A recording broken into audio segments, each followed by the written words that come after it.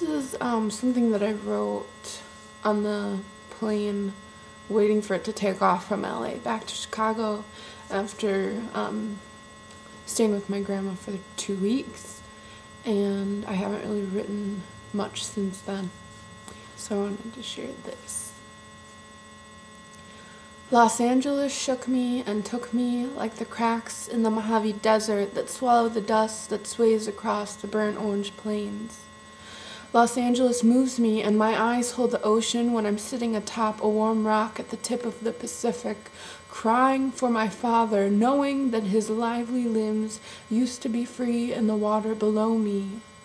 In my abuela's house, the old house made of wood that stands crooked, and it should, because those grounds have witnessed the presence of my family being devoured by their vices, heroin, crack, cocaine, and that house has seen their children and their reaped pain, and each time I'm there I find something new.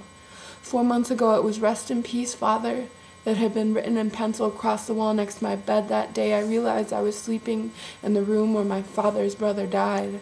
And this time I went through the closet, and as I pulled out the drawer I saw a rag covered in blood that looked like it had aged like an old red wine, blood that is supposed to also be mine.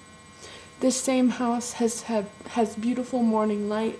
I would wake up at 6 in the morning sometimes just to watch the living room dimly lit up, and it happened so slow and the blinds were closed but shone luminescent, soft and blurry, like the way my eyes felt when I was saying goodbye to my grandmother as she sat in her rocking chair, both of us with our faces cradled in our hands as if our necks had been broken. She tried to hide that she was crying, but in each choking gulp I could hear, "I love you, I don't want to see you go."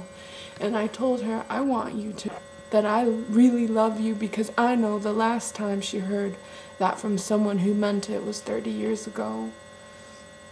It was the yellow gaze of morning light that stood beneath my grandmother and I as she slept in her bedroom, and I prepared to separate myself 2006 miles from her. 1750 East 22nd Street etched into my mind like the hurt in my heart from watching her weep as I departed. She said, "I wake up in the middle of the night and I have a good feeling in my heart because I know that you're here, that you're in the other room, and I'm not alone. And it just takes some time to readjust." 2006 miles separate us.